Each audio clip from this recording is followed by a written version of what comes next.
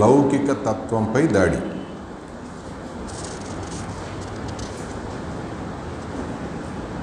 మూడు, ఫెడరలిజాన్ని బలహీనం చేయడం. ఫెడరలిజాన్ని బలహీనం చేయడం.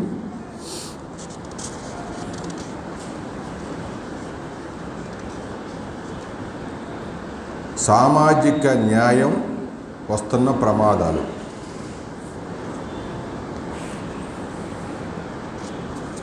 సామాజిక న్యాయం వస్తున్న ప్రమాదాలు. 4వ పాయింట్ అది నేను చెప్పింది. 4వది. 5వ పాయింట్, రాజ్యాంగ వ్యవస్థలని దెబ్బతీయడం.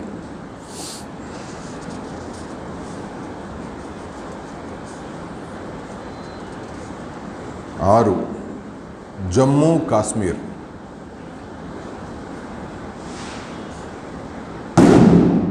7, నూతన విద్యా విధానం.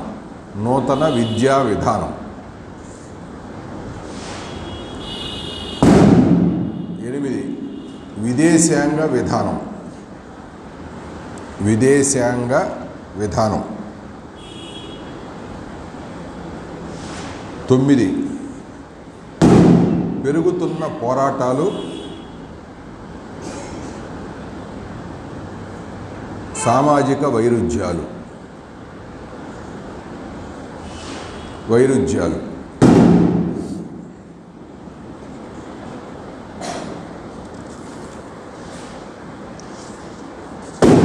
10, రాజకీయ పార్టీల పరిస్థితి.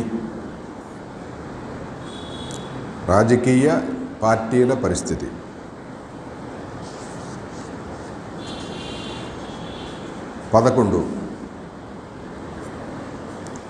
వామపక్ష ప్రజాతంత్ర సంఘటన. 12, వామపక్ష ప్రజాతంత్ర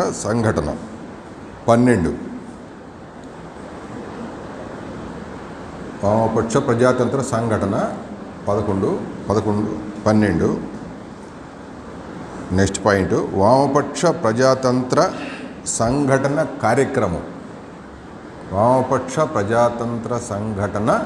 కార్యక్రమం.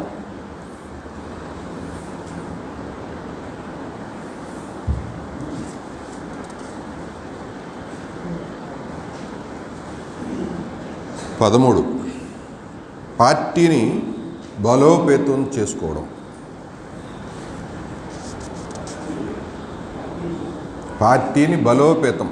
బలోపేతం చేయడం.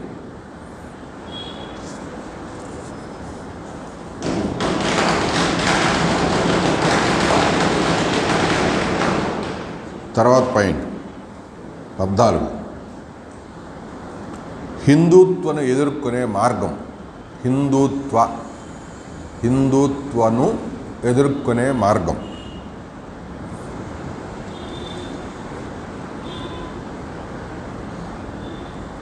15, రాజకీయ పంథ.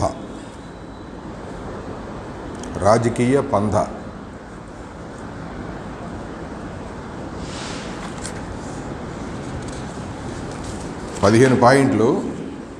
దాంట్లోనే ఒక గంటలో నేను ముగిస్తాను. ఎందుకంటే ప్రతి పాయింట్ విలువైందే.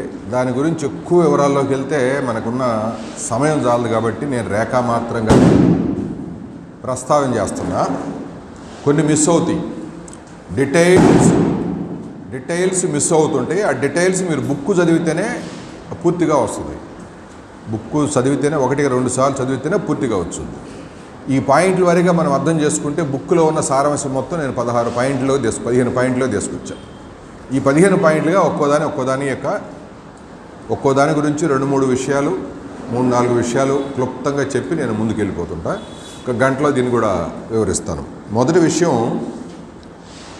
భారతదేశ ఆర్థిక స్వతంత్రతని లేక సార్వభౌమత్వాన్ని బలహీనం చేయడం అనేటువంటిది బీజేపీ వాళ్ళ ఎజెండా.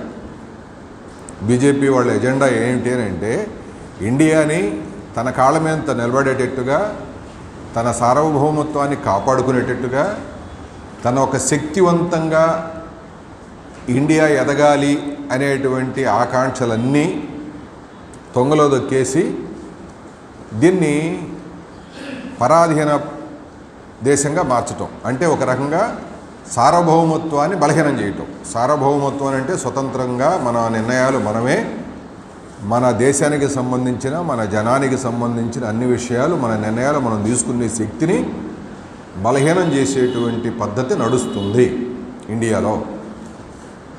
ఇది ఎలా నడుస్తుంది? ఇది సైలెంట్గా నడుస్తుంటుంది, పైకి కనపడదు. పైకి అంతా ఉపయోగపడే విషయాలు వేరుగా ఉంటాయి. సైలెంట్గా ఇండియాని, దీని యొక్క మూలాల్ని బలహీనం చేయటటువంటి పద్ధతుల్లో ఈ బీజేపీ వాళ్ళ యొక్క ప్రయాణం ఉన్నది. అది ఫస్ట్ పాయింట్లో ఉన్న ముఖ్యమైన విషయం. దీంట్లో 2-3 విషయాలు మనం ప్రతిదాన్ని చెప్పుకుంటే ఇది ఒక్క పాయింటే చెప్పుకోవచ్చు 2-3 గంటలు. కానీ మనం ఈ సందర్భంగా ప్రస్తావించిన 2-3 విషయాలు మనం దృష్టిలో తీసుకొచ్చుకోవాల్సింది ఏంటంటే, మొదటి విషయం, కోవిడ్ని ఎదుర్కోవటం కోసం ఇండియాలో ప్యాకేజీలు పెట్టారు. ఈ ప్యాకేజీలు మొత్తం పెట్టుబడిదారులకు ఉపయోగపడ్డాయి. గతంలో మనం అనుకున్నాం. భారతదేశ ఆర్థిక స్వతంత్రత బదులు ఆర్థిక పరాధీనతకి అని అంటే, ప్రపంచంలో ఉన్న బహుళజాతి సంస్థల యొక్క పెట్టుబడుల్ని భారతదేశంలో తీసుకొచ్చుకోవడానికి ఫైనాన్స్ క్యాపిటల్ అంటే ద్రవ్య పెట్టుబడి, నేను ఇందాక ఫస్ట్లో కూడా అంతర్జాతీయ విషయాల్లో కూడా ఆ పాయింట్ నేను కొద్దిగా మిస్ అయ్యాను. ఫైనాన్స్ క్యాపిటల్ అనేది ఎందుకు ప్రపంచమంతా విస్తరిస్తుంది, దాని నేపథ్యం ఏంది అనేది కూడా ఇందాక నేను ఆ పాయింట్ మిస్ అయ్యా. నేను చివరిలో దాని గురించి మళ్ళీ చర్చల సమయంలో చెప్తాను. ఇండియా పార్ట్లోకి వచ్చాం కాబట్టి అక్కడికి వెళ్తే మళ్ళీ జంపింగ్ అవుతుంది. ఇండియాలో ఈ ఫైనాన్స్ క్యాపిటల్ చుట్టూ నరేంద్ర మోడీ తిరుగుతున్నాడు. దాన్ని ప్రసన్నం చేసుకోవడం, దాని లాభాలను సమకూర్చుకోవటం, వాళ్ళ యొక్క కనుసన్నల్లో వాళ్ళకు ఉపయోగపడేటట్టుగా భారతదేశ ఆర్థిక విధానాలని మరల్చటం అనేటువంటిది కీలకంగా జరుగుతుంది. దాంతో దీని మూలాలు, ఆర్థిక మూలాలన్నీ, భారతదేశపు ఆర్థిక మూలాలన్నీ ఒక్కోటి బలహీనం అయిపోతున్నాయి.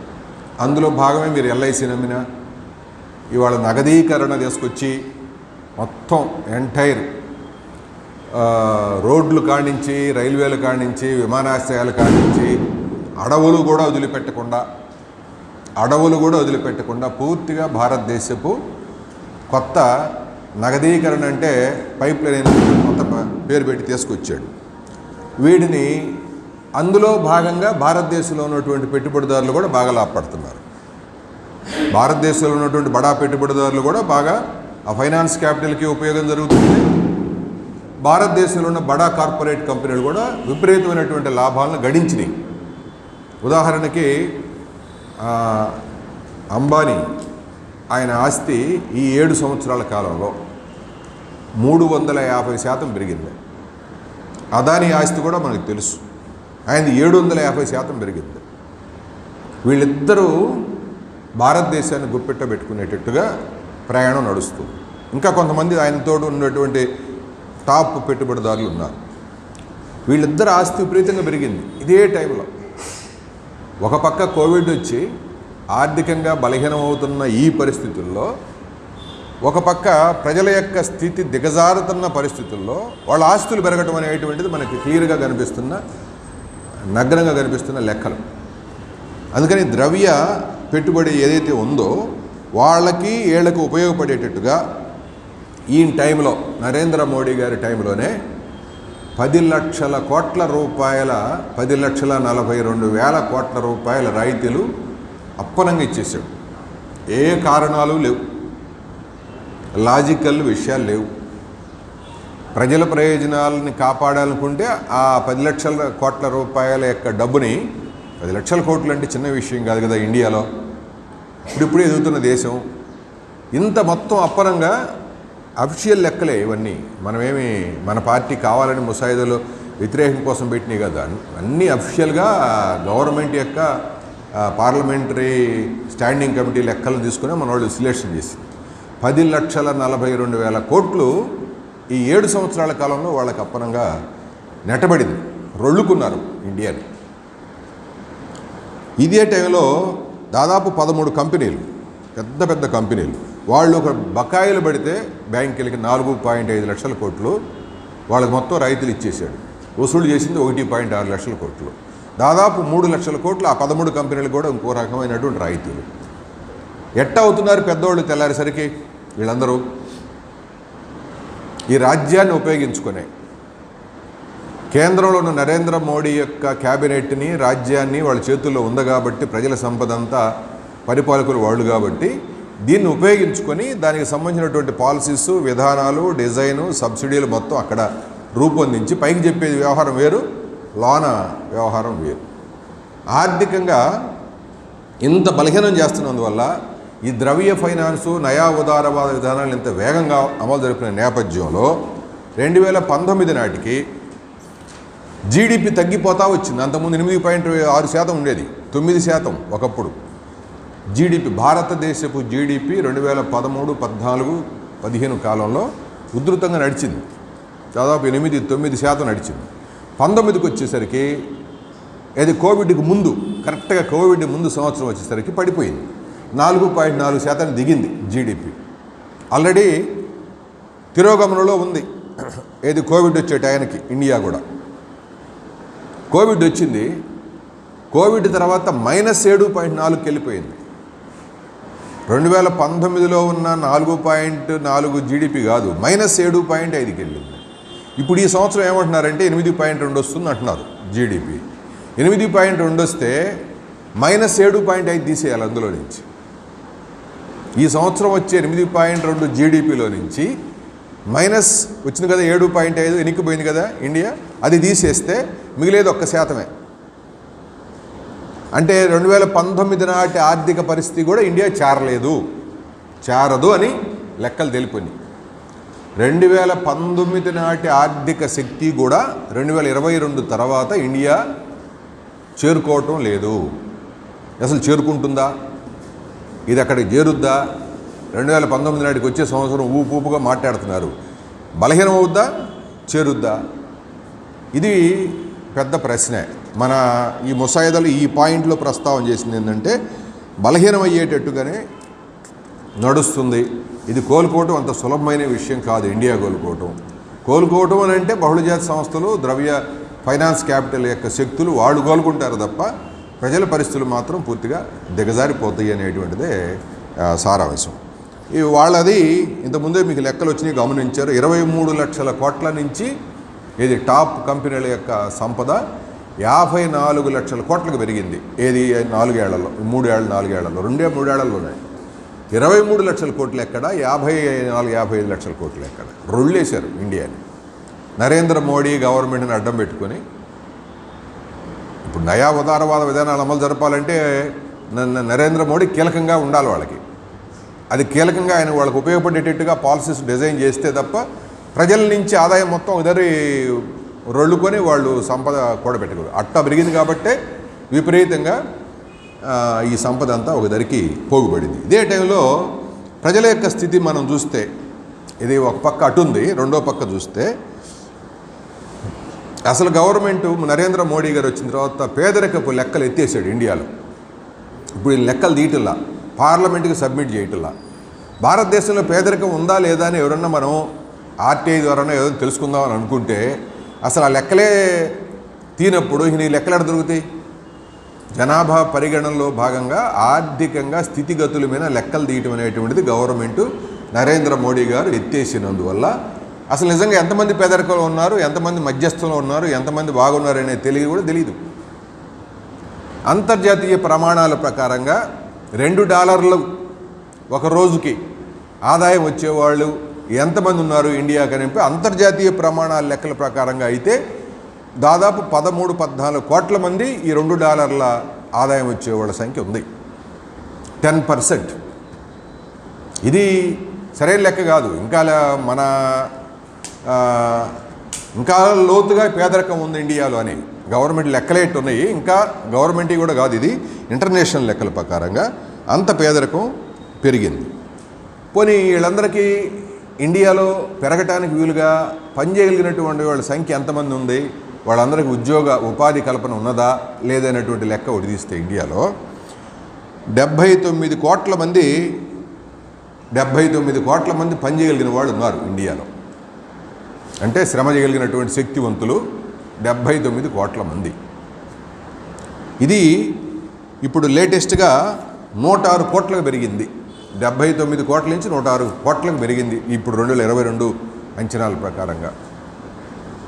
వీళ్ళల్లో ఈ 106 కోట్ల మంది పనిచేయటానికి పని ఉందా, పని కల్పిస్తున్నారా? ఈ 106 కోట్ల మంది పనిచేస్తేనే కదా డబ్బు వచ్చేది, ఉత్పత్తి అయ్యేది, కొనుగోలు శక్తి పెరిగేది. ఇది అంతా ఈ 106 కోట్లలో 44 కోట్ల మందికి మాత్రమే 2013లో ఉద్యోగాలు ఉన్నాయి. 44 కోట్ల మందికే ఉద్యోగాలు ఉన్నాయి పనిచేయగలిగినటువంటి వాళ్ళ సంఖ్యలో. ఈ 44 కోట్ల నుంచి 38 కోట్లు దిగింది ఇప్పుడు 2022కి వచ్చేళ్ళకి. ఉద్యోగస్తుల సంఖ్య దిగింది, పనిచేయగలిగిన వాళ్ళ సంఖ్య 106 కోట్లకు పెరిగింది. ఈ గ్యాప్ ఎంత ఉందంటే పనిచేయగలిగినటువంటి వాళ్ళందరికీ కూడా పని కల్పించే పరిస్థితుల్లో ఆర్థిక వ్యవస్థ చూపించలేకపోతుంది అనేటువంటిది మనం ముఖ్యమైనటువంటిది గమనంలో తీసుకోవాలి. ఈ సందర్భంగా మన అన్ని సూచీల్లో పడిపోయింది ఇండియా కూడా. దాదాపు ఒక్క కోవిడ్ టైంలోనే 13 కోట్ల మంది కిందకి ఆదాయాలు కోల్పోయి నెట్టివేయబడ్డారని చాలా నివేదికలు వచ్చినాయి. అన్ని వివరాలకు పోతే ఈ సందర్భాన్ని మనం ఎక్కువ పాయింట్లు అనవసరం లేదు. మనం ఈ విధంగా చూసుకుంటే ఈ సూచి కూడా రక్తహీనతతోటి బాధపడే వాళ్ళ మహిళల సంఖ్య పెరిగింది, పౌష్టికాహారం లేని పిల్లల సంఖ్య పెరిగింది, వయసుకు తగినటువంటి ఎత్తు లేని వాళ్ళ సంఖ్య పెరిగింది, ఆరోగ్య సూచీలో దిగజారిపోయాం, ఆరోగ్య ప్రమాణాల్లో పూర్తిగా కింద పడిపోయింది. ఈ విధంగా ఇండియా మొత్తం ఆర్థిక వ్యవస్థ ఒక పక్కేమో కిందకి నెట్టివేయబడ్డారు, ఇంకో పక్కేమో సంపద అంతా పోగ్గవటం అనేది ఆర్థిక అసమానతలు చాలా వేగంగా, స్పీడుగా, దౌర్జన్యపూరితంగా ఈ ఉదారవాద విధానాలని నరేంద్ర మోడీ గారి గవర్నమెంట్ అమలు జరిపారు అనేటువంటిది మొదటి పాయింట్లో విశ్లేషణ, పూర్తిగా లోతైన విశ్లేషణ ఉంది. రెండోది లౌకిక తత్వం మీద దాడి. లౌకిక తత్వం మీద దాడి అనేటువంటిది కూడా చాలా ముఖ్యమైనటువంటి పాయింట్. ఇందులో సెక్యులరిజం అని అంటే మనం చెప్పేది ఒకటే, మనం కదా రాజ్యాంగం చెప్పింది, ఏ మత క్రతువులోనైనా గవర్నమెంట్ పాల్గొనకూడదు, రాజకీయ పరిపాలన చేసే పార్టీ వాళ్ళు అసలు పాల్గొనకూడదు. సెక్యులరిజం అంటే మత స్వేచ్ఛ, మత క్రతువులు వేరు, రాజ్యం చేసే పరిపాలన, ప్రధానమంత్రి, క్యాబినెట్లు వేరు. వీళ్ళు దేంట్లోనూ పాల్గొనకూడదు. దేంట్లోనూ పాల్గొనకుండా అన్ని మతాలకి సమానంగా, అన్ని మతాల యొక్క ప్రత్యేకతలకి ఒక సమానత్వం, ఒకదాని మీద ఒకటి ఆధిపత్యం కానీ, ఒకదాని మీద ఒకటి దూకుడు కానీ లేకుండా సెక్యులరిజం, ఆ లౌకిక తత్వం, ఆ లౌకిక తత్వం అనేటువంటిది వాళ్ళు సెక్యులరిజాన్ని రాజ్యాంగంలో కాపాడాలని ఉంటే, నరేంద్ర మోడీ గారు రామాలయం ప్రారంభంలో మనం చూసాం.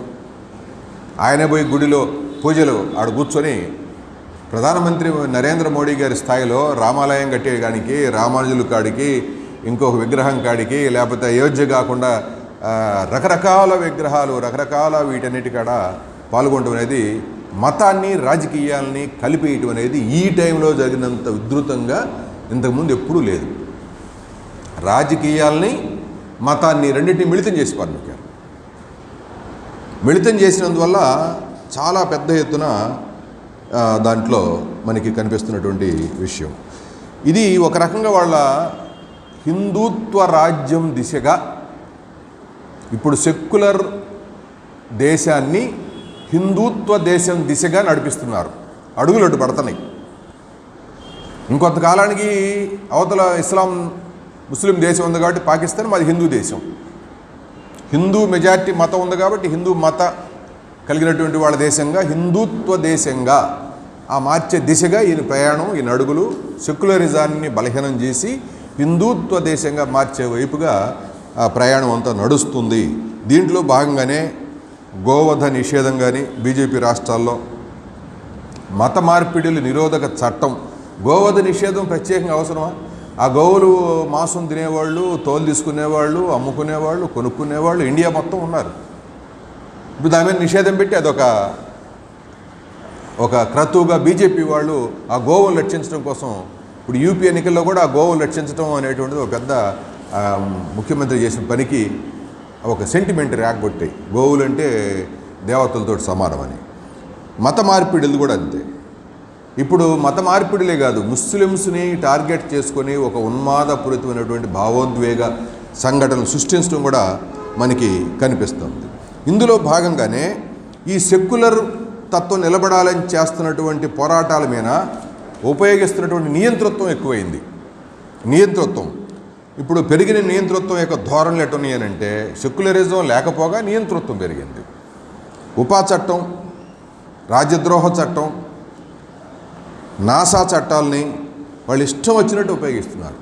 ఉపా చట్టం, రాజ్యద్రోహం అనేటువంటిది మనం గమనంలో తీసుకుంటే 2015-16 మధ్యకాలంలో 18 3 సంవత్సరాల్లో 15 నుంచి 18 దాకా 3 సంవత్సరాల్లో 72% ఉపా రాజ్యద్రోహం చట్టం కేసులు పెరిగినాయి. 72% పెరిగినాయి కేసులు నమోదు చేయటం. ప్రతి ఒక్కడిపైన ఉపా చట్టం, రాజద్రోహం కేసు. ఉపా రాజద్రోహం కేసు చట్టం పెరిగిన తర్వాత నిరూపించబడ్డాయా? ఎన్ని కేసులు నిరూపించబడ్డాయి అంటే 2% మాత్రమే నిరూపించబడ్డాయి. అంటే 72% కేసులు పెడితే ప్రూవ్ అయిన కేసులు 2%. దాన్ని బట్టి ఏమర్థమవుతుంది? అన్ని డూప్లికేట్ కేసులే, కావాలని ఇరికించటమే. ఉపా కింద, రాజద్రోహం కింద, ఈ నాసా చట్టాల కింద వాళ్ళకి కావాల్సినటువంటి వ్యతిరేకుల్ని, ప్రత్యర్థుల్ని లౌకిక తత్వం మీద నిలబడాలి, ఇది కావాలనుకునే వాళ్ళందరి మీద దాడులు చేయటం, ఆ విధంగా భయపెట్టడం అనేటువంటిది మనకు కనిపిస్తుంది. ఇందులోనే ఇంకొకటి, సెక్యులరిజంలో భాగంగా వ్యక్తిగత ప్రైవసీ కూడా చాలా ఇంపార్టెంట్. మన ప్రైవసీ, ప్రతి వ్యక్తి ప్రైవసీ అనేది ఈ గవర్నమెంట్ వచ్చిన తర్వాత మొత్తం 4 రకాల ట్రాక్లు ఇరికిచ్చేసి లేపేశారు. అది నెట్రా ఒకటి, జియోలజికల్ ఐడెంటిటీ ఒకటి, డిజిటల్ వ్యవస్థ, ఈ ఐసిజిఎస్ అనే ఈ రకరకాల వ్యవస్థల కింద మన ఆధార్ కార్డులన్నీ లింకు చేసుకొని ఫేస్బుక్ని, ఆధార్ కార్డుల్ని, మన వాడేటువంటి డిజిటల్, నువ్వు వాడే ఆండ్రాయిడ్ ఫోన్లని, మన వాడే కంప్యూటర్ని, వీటిని బేస్ చేసుకొని పర్సనల్ విషయాలు మొత్తం వాళ్ళ దగ్గర మన డేటా వెళ్ళిపోయింది ఉంది ఆల్రెడీ. ఈ డేటాని ప్రపంచంలో అమ్ముకుంటారు బహుళజాతి సంస్థలకి. ఒక కంపెనీ వాడు ఈ డేటా గవర్నమెంట్ దగ్గరే సేకరించుకొని కొనుక్కుంటున్నాడు. ఒక కంపెనీ వాడు ఫేస్బుక్ కోడు గవర్నమెంట్ లింక్ అయ్యి వీటన్నిటి ద్వారా ఈ సమాచారాన్ని ప్రపంచ వ్యాపార సంస్థలకి ఈ సమాచారాన్ని మొత్తాన్ని, ప్రైవసీ అనేది భారతదేశపు నిఘాలో మన ప్రతి పౌరుడు ఉన్నాడు. మన సొంతం కానీ, మన ప్రైవసీ కానీ, నువ్వు ఇంటి తలుపులు వేసుకున్నా, నువ్వు ఇంట్లోనే కూర్చున్నా, ఈ తలుపులు పని లేదు, మొత్తం మన యొక్క బయోడేటా మొత్తం, మన వివరాలన్నీ, మన ఇంట్లోని వివరాలన్నీ కూడా ఇప్పుడు డిజిటల్లో వాళ్ళు కాపీ చేసి పెట్టారు. ఆధార్ కార్డు చిప్ కూడా అదే. ఇప్పుడు లేటెస్ట్గా వచ్చిన అన్ని బ్యాంకుల చిప్పులు కూడా అయ్యాయి. మొత్తం నీ యొక్క లింకులన్నీ ఉన్నాయి. ఆ విధంగా అసలు నిఘా వ్యవస్థ పెరిగింది అనేది లౌకిక తత్వంలో ఉండేటువంటి సెక్యులరిజాన్ని ఎత్తేసారు, నిఘా వ్యవస్థ పెరిగింది, వ్యతిరేకంగా మాట్లాడేవాడు నియంతృత్వ పోకడలు పెరిగినాయి అనేది 2వ పాయింట్లో ఉన్న సారాంశం 4 ముక్కల్లో. 3వ పాయింట్లో ఫెడరలిజాన్ని దెబ్బతీయటం. ఫెడరలిజం అంటే రాష్ట్రానికి, అంటే కేంద్ర ప్రభుత్వానికి రాష్ట్ర ప్రభుత్వాలకి మధ్య ఎవరి హక్కులు వాళ్ళకు ఉన్నాయి. ఫెడరలిజం అంటే రాష్ట్ర ప్రభుత్వాలకి వాళ్ళ హక్కులు వాళ్ళకు ఉన్నాయి. రాష్ట్ర ప్రభుత్వం యొక్క స్వయం ప్రతిపత్తి, వాళ్ళకు కొన్ని హక్కులు, కొన్ని తీర్మానాలు చేసుకునే రైట్స్, కొన్నిటి మీద వాళ్ళ నిఘా ఉంది. కేంద్ర ప్రభుత్వం యొక్క హక్కులు కేంద్రం మీద ఉన్నాయి. కానీ విచిత్రం ఏంటంటే కేంద్ర రాష్ట్ర సంబంధాల్లో ఉన్నటువంటి ముఖ్యమైన విభాగాలన్నీ కేంద్రీకృతం చేయటం ఇండియాని, అంటే కేంద్రీకృతమైన పరిపాలనా దిశగా ఈ ఫెడరలిస్టు వ్యవస్థను మొత్తం ఒక్కోటి లాగేసి ధ్వంసం చేసి వదిలిపెట్టారు ఈ టైంలో. మొదటిది విద్యారంగం అనేది రాష్ట్ర ప్రభుత్వం యొక్క ఆయా రాష్ట్ర ప్రభుత్వాల ఆధీనంలో ఉండేటువంటి సిలబస్ కానీ, వాటి అడ్మినిస్ట్రేషన్ కానీ, వాటి మీద హక్కులు కానీ, వాటి దగ్గర ఉన్న యూనివర్సిటీలు కానీ, ఆ రాష్ట్రం దగ్గర ఉన్నటువంటి హక్కులు మొత్తం ఇప్పుడు నూతన విద్యా విధానం సపరేట్గా హెడ్డింగే పెట్టి మన పార్టీ ముసాయిదాలో ప్రస్తావన చేసి దాంట్లోనే ఎక్కువ మాట్లాడతాను. ఈ పాయింట్లో మొత్తం లాగేసుకున్నారు. ఈ నూతన విద్యా విధానం అమల్లోకి వచ్చింది, 2020లో బిల్లు ఆమోదించారు. ఇది అమల్లోకి వచ్చిన తర్వాత రాష్ట్ర ప్రభుత్వాల ఆధీనంలో ఏమీ లేదు. విద్యారంగం రాష్ట్ర ప్రభుత్వాల నుంచి వాళ్ళు లాగేసుకున్నారు ఫస్ట్. రెండోది వ్యవసాయం రాష్ట్ర ప్రభుత్వాల కింద ఉంది. వ్యవసాయ రంగం మీద మొత్తం పూర్తి ఆధిపత్యం రాష్ట్రాలకు ఉండేది. ఆ విత్తనాలు కానీ, వంగడాలు కానీ, సబ్సిడీలు కానీ, సేకరణ కానీ, ఆహారం కానీ, ఎన్ని వ్యవసాయ రంగం మీద పూర్తిగా కేంద్ర ప్రభుత్వం ఆధిపత్యం వహించడానికి వీలుగా 3 నల్ల చట్టాలు తీసుకొచ్చారు. ఇప్పుడు నల్ల చట్టాలను తిప్పికొట్టినా కూడా బడ్జెట్లో సైలెంట్గా కొన్ని చట్టాలను తీసుకొస్తున్నారు. ఈ వ్యవసాయ రంగం మొత్తం కేంద్రీకృతం అవుతుంది. ఇండియా మొత్తం ఒకే కేంద్ర క్యాబినెట్ కిందనే విద్యారంగం, వ్యవసాయ రంగం కూడా పోయే పరిస్థితిని ఏర్పడింది. మూడోది గ్రామీణాభివృద్ధి రంగం.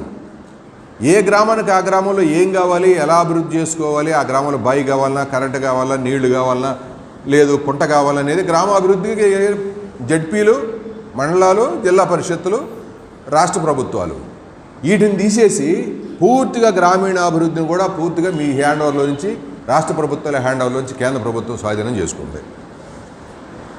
వీళ్ళు తూతూ మంత్రమే రాష్ట్రాల్లో ఉండేటువంటి క్యాబినెట్ మినిస్టర్లు.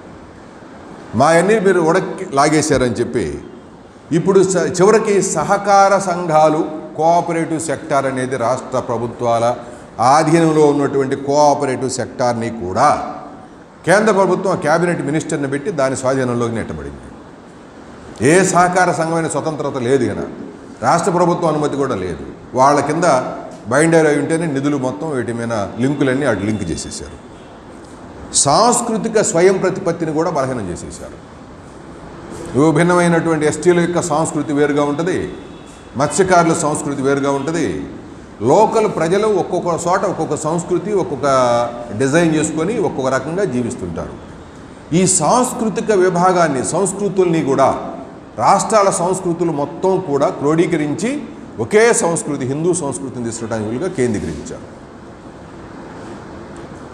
ఆర్థికంగా బలహీనం చేయడానికి చివరిది జిఎస్టీ కూడా.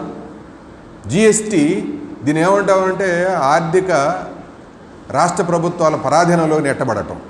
ఇప్పుడు జిఎస్టీ కూడా ద్రవ్య ఫెడరలిజం అంటే వీళ్ళ చేతుల్లో ఏం లేదు. జిఎస్టీ మొత్తం వసూళ్ళు ఆడిగిపోద్ది. ఇప్పుడు రాష్ట్ర ప్రభుత్వాల డబ్బులు వాళ్ళు ఇస్తే తీసుకోవాలి. వీళ్ళ దగ్గర ఏం లేదు. ఇప్పుడు జిఎస్టీ పెట్టాడు, నువ్వు ఎక్కడ పల్లెటూరులో వ్యాపారం చేసినాడు కూడా జిఎస్టీ కింద వాడు కడతాడు, వాడు కేంద్రానికి పోద్ది డబ్బులు మొత్తం. వాళ్ళు కోటా వేస్తారు, నీకు ఎంత ఇస్తా అని. ఇది వాళ్ళ చేతుల్లో పోయింది.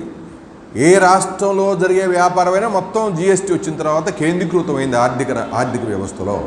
వీళ్ళ చేతుల్లో ఏమీ లేదు. చివరిది ప్రణాళిక సంఘాన్ని రద్దు చేసి పాలించారు.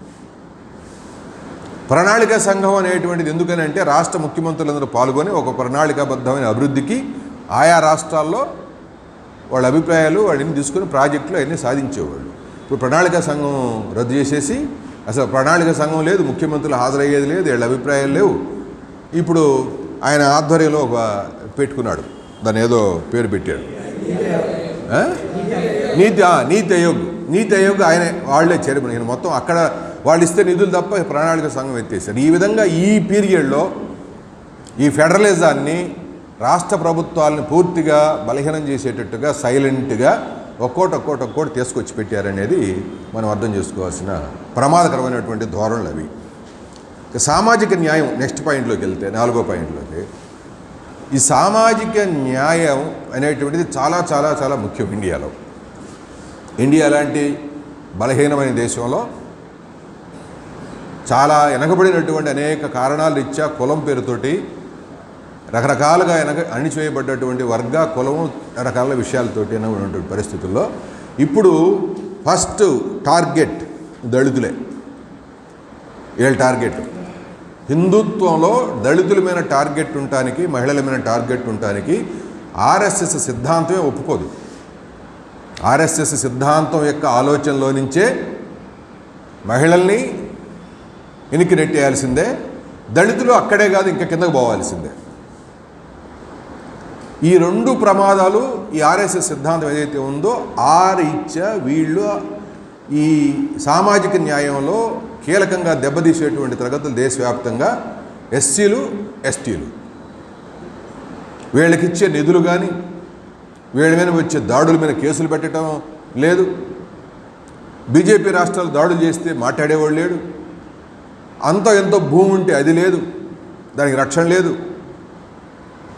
అక్కడో ఇక్కడో వాళ్ళకు ఉన్నటువంటి హక్కులు ఏమైనా ఉద్యోగాలు ఉంటే అవి పర్మనెంట్ లేదు. ఇప్పుడు మొత్తం వీళ్ళన్నిటికంటే మూలమైంది మొత్తం ప్రైవేటీకరణ చేస్తే ప్రభుత్వ రంగంలో ఉండేటువంటి రిజర్వేషన్ల సెక్టార్ ఎత్తేయకుండానే వీళ్ళందరినీ పరాధీనం చేయొచ్చు. భవిష్యత్తు తరాలు కొద్దిమంది తెలివైన వాళ్ళు కొంతమందికి ముందుకు పోయే అవకాశం 2%, 3%, 100 కుటుంబాల్లో ఉండొచ్చేమో. కానీ ప్రధానంగా దళితుల మీద టార్గెటెడ్గానే వాళ్ళు చేసినటువంటి పనులు గుండా పూర్తిగా వెనక్కి నెట్టబడ్డారు, కిందకి నెట్టివేయబడ్డారు. గత మహాసభ నాటికన్నా కూడా ఈ మహాసభ నాటికి అది ఇంకా తీవ్రమైంది అనేది మొదటి పాయింట్. వివరాలన్నీ మీరు దాంట్లో చదువుకోండి. ఆదివాసీల పరిస్థితి కూడా అంతే. ట్రైబల్స్ వాళ్ళకున్న అడవి భూములు పోయి మైనింగ్ చేయాలనే పేరుతోటి, కొండలు ఇచ్చే పేరుతోటి, లీజులకు ఇచ్చే పేరుతో వాళ్ళని లేపేశారు.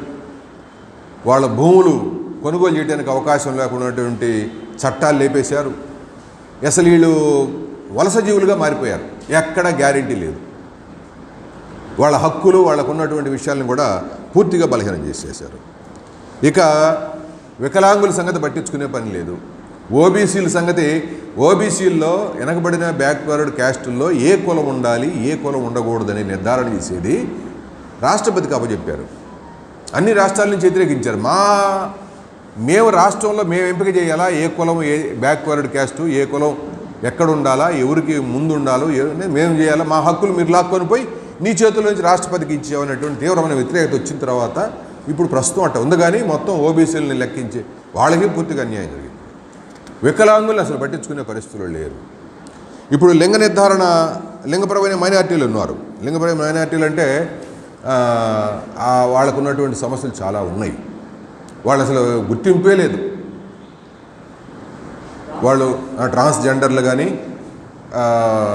స్వలింగ సంపర్కులు కానీ, వాళ్ళకు ఉన్నటువంటి ఇవన్నీ కూడా వాళ్ళ కేంద్ర ప్రభుత్వం వాళ్ళకు ఉన్నటువంటి ఇవన్నీ కూడా ఉన్నాయి.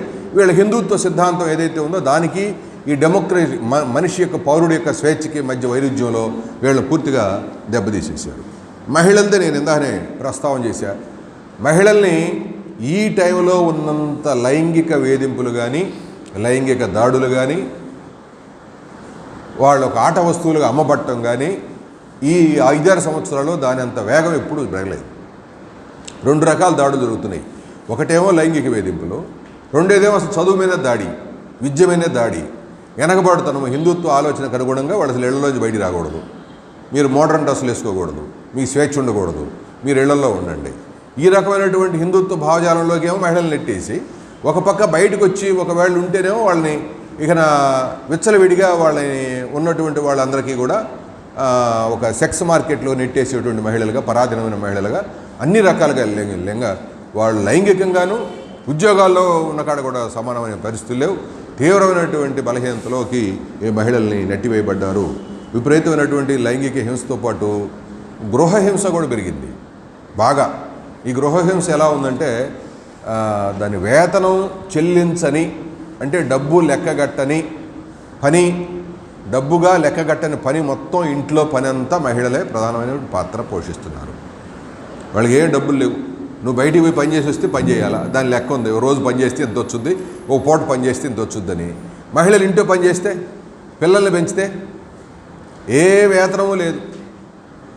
అటువంటి తీవ్రమైనటువంటి మానసిక ఒత్తిడితోటి గృహంలో పని, బయట ఉద్యోగాల కాడ ఒత్తిడి, లైంగిక సమస్యలు చెప్పుకోలేక బాధ, ఇటువంటి అన్ని రకాల ఇబ్బందులు కూడా ఈ టైంలో బాగా పెరిగినాయి అనేటువంటిది ఈ సామాజిక విషయాల్లో ఉన్నటువంటి ముఖ్యమైనది.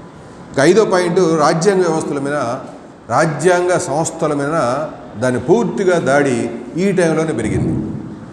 రాజ్యాంగ సంస్థలు అని అంటే మొదటిది పార్లమెంటు. ఇది ఒక రాజ్యాంగ సంస్థ. ఈ పార్లమెంట్ అనేది దేనికి జవాబుదారీగా ఉండాలా? పార్లమెంట్ అనేది మొదటిది. దాని కింద నేను రాసుకోండి ఒకసారి. ఒకటి పార్లమెంటు, 2 న్యాయ వ్యవస్థ,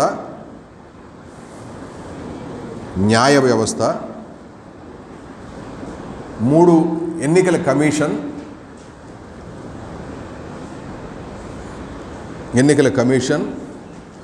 4 సిబిఐ ఐడి, సిబిఐ ఒకటి, ఐడి ఒకటి, రెండు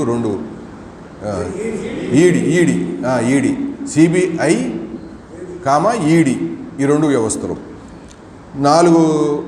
ఈ 4 గురించి క్లుప్తంగా ఒక పాయింట్ చెప్తాను. మొదటిది పార్లమెంట్ ఉంది. పార్లమెంటు అనేది ఎంపీలేమో ప్రజలకు జవాబుదారీతనం, ఎంపీలకి పార్లమెంటు జవాబుదారీగా ఉండాలి. పార్లమెంట్ అనేది అది. పార్లమెంటుకి జవాబుదారీగా ఉండాలంటే పార్లమెంటులో ప్రధానమంత్రి నరేంద్ర మోడీ గారు వచ్చి అటెండ్ అయ్యి సమాధానాలు చెప్పాలా. క్యాబినెట్ అంటే అది. ప్రజలకు జవాబుదారీతనమేమో ఎంపీలకి జవాబుదారీతనమేమో పార్లమెంట్లో మన ఎంపీలు కావచ్చు, ప్రాంతీయ పార్టీల ఎంపీలు కావచ్చు, లేవనెత్తే ప్రశ్నలకు సమాధానం చెప్తారు నరేంద్ర మోడీ గారు ఉండరు. అస్సలు లెక్కలేదు. ఆయనకు పార్లమెంట్ అంటే రాజ్యాంగ వ్యవస్థ, ఇది ఒక ముఖ్యమైనది, ఎన్నుకోబడింది అనేటువంటిది ఎన్నికల కోసం తప్ప ఏ జవాబుదారీతనం లేకుండా పార్లమెంటును పూర్తిగా నిర్వీర్యం చేసే దాంట్లో దాని స్టైల్ ఆఫ్ ఫంక్షనింగే పూర్తిగా మార్చేసి అది అసలు ఉపయోగం లేని పార్లమెంటుగా మార్చేశారు. అది పార్లమెంట్ని బలహీనం చేసి పంపించారు. ఈ రెండింటికి మధ్య అనుసంధానం ఉంటేనే ప్రజలకు న్యాయం జరుగుతుంది. పార్లమెంట్ అంటే పార్లమెంటుకి ఎంపీలకి మధ్య అనుసంధానం ఉంటే ఆ నియోజకవర్గ ప్రజలకి న్యాయం జరుగుతుంది. ఎత్తేసారు. ఈ అనుసంధానం లేదు. పార్లమెంట్ అంటే ఒక తూతు మంత్రపు బోర్డు లాగా మార్చేసి నరేంద్ర మోడీ గారి ఈ నియంతృత్వ పోకడల ప్రయాణం తప్ప లెక్కకి పార్లమెంట్ ఆయన మీటింగ్ రాడు. అది జరుగుతుంది. రెండోది న్యాయ వ్యవస్థ. సుప్రీంకోర్టు అనేది చాలా కీలకం భారతదేశంలో.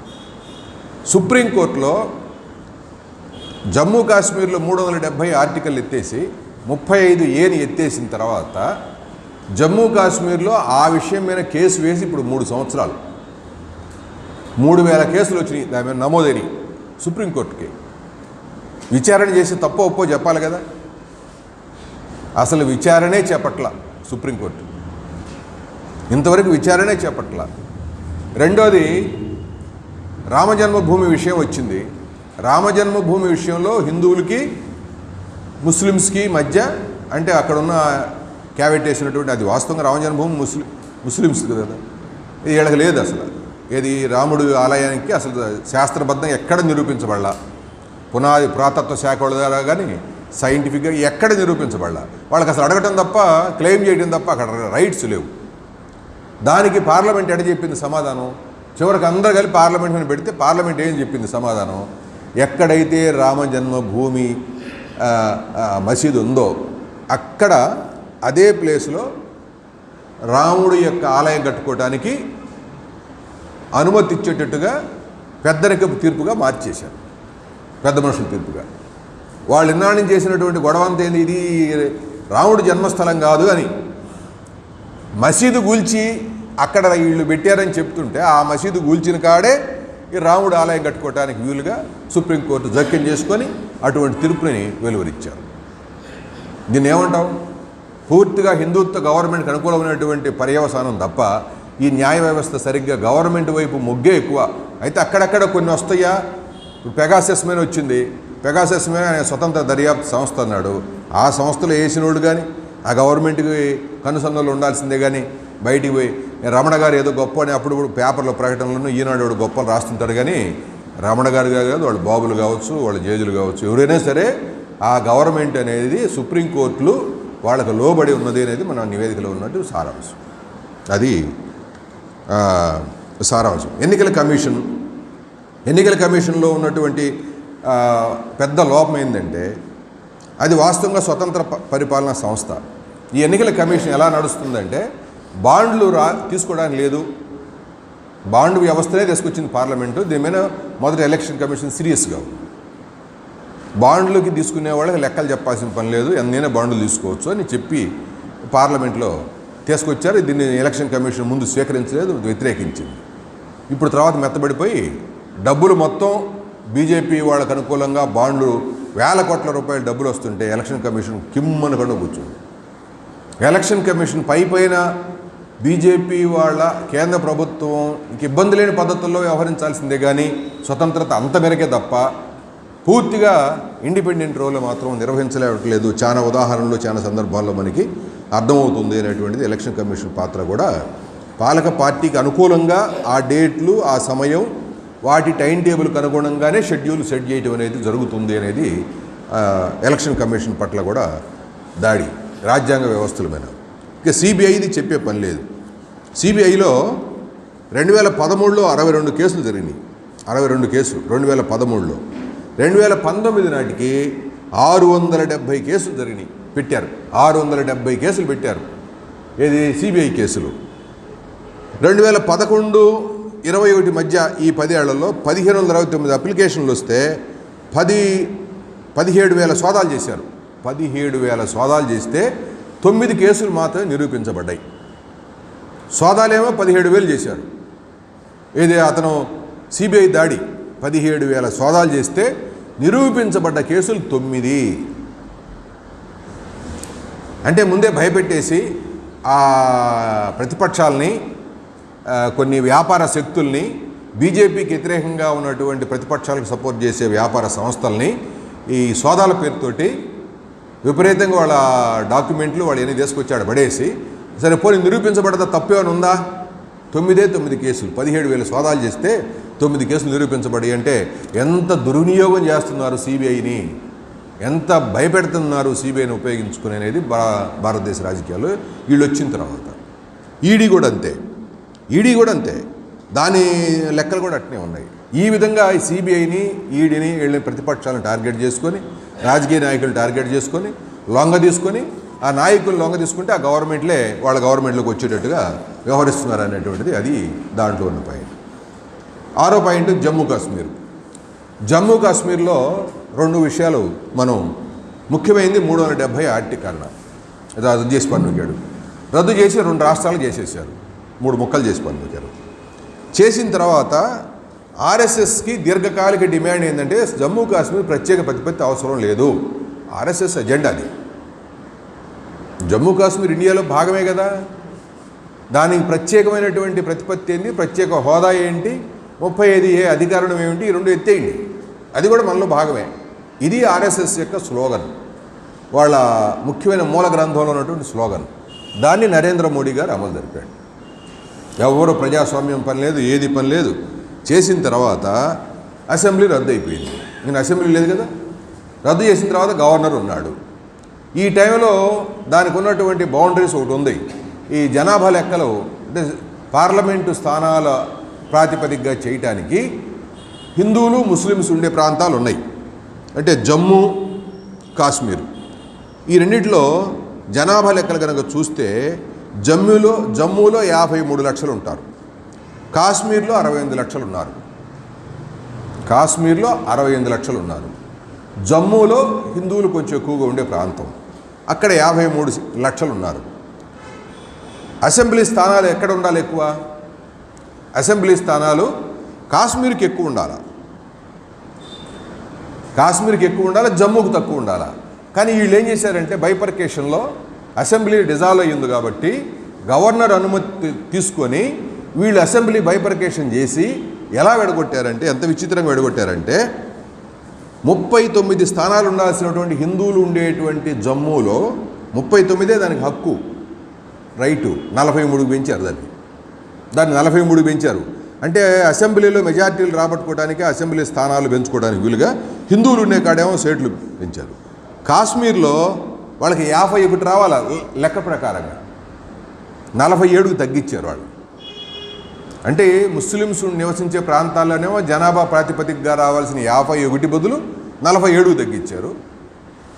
హిందువులు ఎక్కువగా ఉండే ప్రాంతంలో వాళ్ళకి రావాల్సిన దానికంటే ఎక్కువ స్థానాలు వచ్చేట్టుగా చేసి ఆ విధంగా బైపర్కేషన్ చేసి సైలెంట్గా, అది అసెంబ్లీ ఆమోదం తీసుకోవడానికి వీలు కాదు కాబట్టి గవర్నర్ ఆమోదం పేరుతోటి ఈ విధంగా ఈ విషయమైనా ఇంతవరకు అసలు ఏమాత్రం ప్రజాస్వామ్యం అందరి మీద ఈ నాసా ఈ రాజ్యాంగ చట్టాలను ఉపయోగించి వాళ్ళందరినీ జైళ్ళలో పెట్టి కేసుల్లో మగ్గదీసి జమ్మూ కాశ్మీర్ ఆల్ పార్టీస్ నాయకులు అందరి మీద కేసులే. బయటికి రావడం లేదు, సబ్ పెట్టడానికి లేదు, ఇంటర్నెట్ లేదు, కమ్యూనికేషన్ లేదు. ఆ వ్యవస్థలు మొత్తం వాళ్ళు గుప్పెట్ట పెట్టుకుని సైనిక పహారాల్లో జమ్మూ కాశ్మీర్ని ఇష్టం వచ్చినట్టుగా ఎంత ప్రజాస్వామ్యమైన దాడి, ఎంత రాష్ట్రమైన దాడి అనేది చాలా దారుణమైనటువంటిది అనేది అది. ఇక విద్యా విధానం నెక్స్ట్ పాయింట్, నూతన విద్యా విధానం. ఈ విద్యా విధానం ఎందుకు అంత కీలకమైంది? బీజేపీకి చాలా చాలా మోస్ట్ ఇంపార్టెంట్ వింగ్ ఇది, ఈ విద్యా విధానం అనేది. దీంట్లో 2020లో బిల్లు తీసుకొచ్చారు. దీన్ని మొత్తం వివరించాల్సిన పని లేదు, సపరేట్ వీడియోగా మనం చాలా డిబేట్ చేసుకున్నాం. వాళ్ళు 3 ముఖ్యమైనటువంటి ఎజెండాలు పెట్టుకున్నారు. దీంట్లో ఒకటి, ఈ బిల్లులో ఉన్న సారాంశం మొత్తం హిందుత్వ ఎజెండాను ముందుకు తీసుకెళ్ళటానికి సిస్టమ్ మొత్తం, సిలబస్, కరిక్యులం అంటే దాని యొక్క సిలబస్ రూపొందించేటువంటి ఏది ఉండాలి, ఏది ఉండకూడదు, టీచింగు, ఇవన్నీ కలిపి కరిక్యులం పదం వాడారు. బోధనా పద్ధతులు, వీటన్నిటిని కలిపి క్రోడీకరిస్తే 3 విషయాలు రాసుకోండి. ఒకటి, వాణిజ్యీకరించడం, దాని పర్పస్, వాళ్ళ బిల్లులో ఉన్నటువంటి సారాంశం. ఒకటి, వాణిజ్యీకరించడం. 2, మతతత్వపూరితం చేయడం.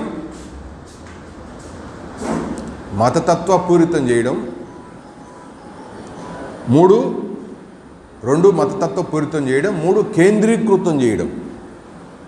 విద్యారంగాన్ని మొత్తం కేంద్రీకృతం చేయడం, వ్యాపారమయం చేయటం, మతతత్వపూరితం చేయటం, కేంద్రీకృతం చేయటం. ఈ బిల్లులో ఉన్న సారాంశం ఈ 3 సూక్ష్మంగా వాళ్ళ టార్గెట్ అది. వాళ్ళ టార్గెట్ అది కాబట్టి వాళ్ళు దీన్ని తీసుకొస్తున్నారంటే, దీంట్లో ఛాందసత్వం, శాస్త్రీయత లేదు ఇక్కడ సిలబస్లో. ఛాందసత్వం, గుడ్డి నమ్మకం, మేము నమ్మాం, మేము రాసాం, మీరు చదవండి, నమ్మకం. దాని బేస్ ఏమి లేదు ఇక చదువు రాబోయే కాలాల సిలబస్ మీద. అహేతుకత, హేతుబద్ధత అనేది లేదు సిలబస్లో, ఇక ఉండదు. హేతుబద్ధత ఉండదు. గుడ్డి నమ్మకం మీద ఆధారపడి అవివేకంతో కూడిన, ఛాందసత్వంతో కూడినటువంటి సిలబస్ వచ్చింది రాబోయే కాలంలో.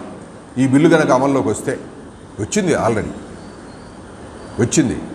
ఈ దీంట్లో వాళ్ళకి తీసుకొస్తున్నటువంటి ఒక పెద్ద విషయం ఏంటంటే, రాష్ట్ర ప్రభుత్వాల పాత్రను పూర్తిగా లేపేశారు.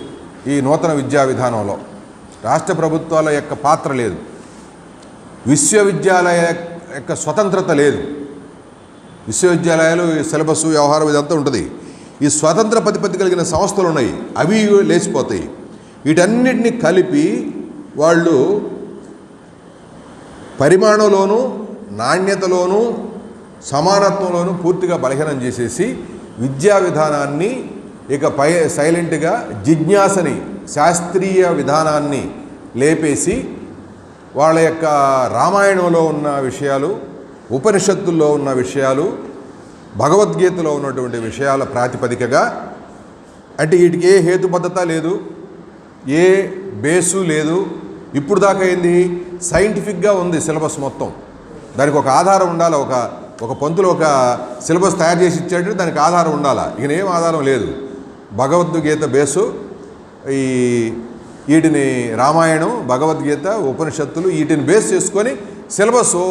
ఇక వాళ్ళ నమ్మకం అంటే ఎందుకు తీసుకొస్తున్నారు అని అంటే, హిందుత్వాన్ని విద్యాదశ నుంచే ఎక్కించాలి, పిల్లల కాడి నుంచే ఎక్కించాలి హిందుత్వ భావజాలాన్ని. ఇప్పుడు దాకా సిలబస్లో ఉన్నటువంటి సైంటిఫిక్, శాస్త్రీయ, పురాతత్వ శాఖ, సైన్స్తో కూడినటువంటి, జిజ్ఞాసతో కూడినటువంటి కొత్త మేధస్సు పెరిగేటువంటి ఈ విద్యా విధానాన్ని పూర్తిగా మూలన పెట్టి, పూర్తిగా హేతుబద్ధత లేని, శాస్త్రీయత లేని, జిజ్ఞాస లేని, అశాస్త్రీయమైన పద్ధతుల్లో ఈ సిలబస్లు రాబోతున్నాయి. ఇది విద్యా విధానం మీద బిల్లు. దీన్ని పూర్తిగా వ్యతిరేకించాలి. అసలు చాలా ప్రమాదం అన్నమాట. ఇప్పుడు మానవ వనరులు చిన్నప్పటి నుంచి వాళ్ళు ఆ విధంగా మౌల్డ్ చేస్తే, ఇక చివరికి భవిష్యత్తు తరాలు ఒక 20 ఏళ్ల తర్వాత, ఇక 30 ఏళ్ల తర్వాత ప్రతి వాళ్ళకి నరాన హిందూ ఛాందసత్వం ఎక్కించడానికి వీలుగా ఈ విద్యా విధానం, ఈ బిల్లు అనేది అంత ప్రాధాన్యత కలిగింది అనేది మనం అర్థం చేసుకోవాలి. అది సారాంశం. 8వ పాయింట్, విదేశాంగ విధానం. విదేశాంగ విధానంలో ఉన్నటువంటి ముఖ్యమైనటువంటి ప్రమాదకరమైనటువంటి విషయాలు ఏంటి అన్నప్పుడు మనం 2-3 విషయాలు అర్థం చేసుకోవాలి. ఒకటి, ఇండియాకి అమెరికాకి మధ్య 2+2 అనే ఒక ఒప్పందం కుదిరింది. 2+2 అమెరికాకి ఇండియాకి మధ్య. ఈ 2+2 ఒప్పందంలో భాగంగా అమెరికా సైనిక వ్యవస్థ, ఇండియా సైనిక వ్యవస్థ ఉమ్మడి ఒప్పందాలు అన్నమాట. ఈ ఉమ్మడి ఒప్పందాల్లో భాగంగా 2016లో ఒక ఒప్పందం కుదిరింది.